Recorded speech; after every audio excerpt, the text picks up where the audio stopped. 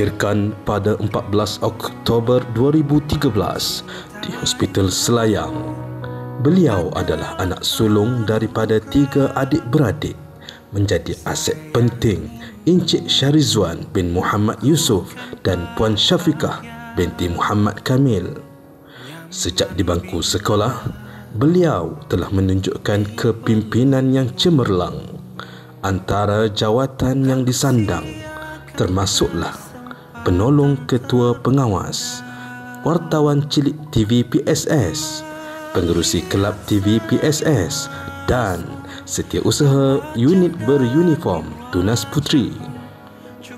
Beliau juga telah mengharumkan nama sekolah melalui pencapaian seperti tempat ketiga dalam pertandingan video kreatif peringkat daerah Gombak dan tempat ketiga dalam pertandingan kawat kaki Tunas Puteri peringkat daerah Gombak. Perlang dalam kepimpinan dan kokurikulum, beliau juga seorang pembaca tegar dengan penglibatan aktif dalam program nilam. Beliau telah mengumpulkan sebanyak 1,734 bahan bacaan sejak tahun 1 hingga tahun 6. Ini membuktikan bahawa amalan membaca mampu membentuk sahsiah unggul dan kecemerlangan akademik. Pak kata pepatah, dengan buku di tangan, dunia di hadapan dan semangat di hati, beliau membuktikan bahawa ilmu adalah kunci kecemerlangan. Inilah tokoh nilam sekolah kita, inspirasi budaya membaca dan bintang kecil yang sinarnya memimpin rakan-rakan melalui dunia ilmu.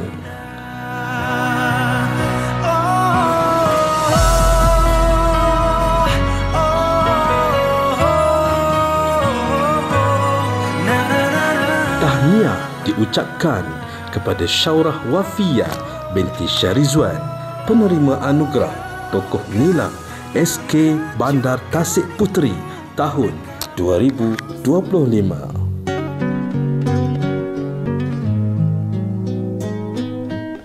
Tanggal 11 Februari 2013 di Hospital Sungai Buloh menjadi detik penting bagi Encik Fazli bin Jamlin dan Puan Nur Fatihah binti Khani dengan lahirnya seorang putera, anak sulung bagi 3 adik-beradik.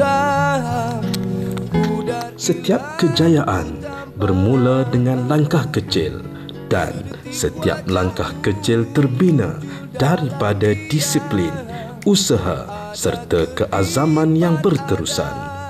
Inilah kisah seorang murid yang membina kecemerlangan secara konsisten, Muhammad Farhan Nazmi bin Fazli. Dari tahun 1 hingga tahun 6, beliau sentiasa berada dalam kelompok 3 teratas di dalam kelas dan aliran. Ini membuktikan komitmen yang tinggi terhadap pembelajaran serta kesungguhan beliau dalam menuntut ilmu. Bukan sekadar cemerlang dalam akademik, Farhan Nazmi turut menyerlah dari segi sahsiah dan kepimpinan. Hasil kepribadian terpuji, disiplin diri dan sikap bertanggungjawab, beliau telah menerima anugerah tokoh sahsiah semasa tahun 3 dan tahun 4. Dalam bidang kokurikulum, beliau turut mengharumkan nama sekolah melalui penglibatan aktif dalam pasukan TKRS. Farhan Nazmi berjaya meraih tempat ketiga dalam pertandingan kawat kaki peringkat daerah, naib johan gadget perkhemahan, naib johan masakan rimba serta menyandang pangkat Lance Corporal TKRS. Selain itu, beliau juga mengharumkan nama sekolah dengan pencapaian naib johan khot peringkat daerah serta penglibatan dalam e-Carnival PPDA. Beliau turut dikenali dalam kalangan guru sebagai murid yang kemas tulisannya serta cemerlang dalam setiap projek yang dilaksanakan. Balik semua pencapaian ini, Farhan Nazmi akan mengisi masa lapang dengan membaca buku dan membina Lego, melambangkan keseimbangan antara ilmu, kreativiti dan sahsiah. Setiap usaha yang tulus dan setiap langkah yang berdisiplin telah membina jalan kecemerlangan. Marilah kita menghargai pencapaian ini sebagai lambang dedikasi dan inspirasi. Memori kita di arena ini,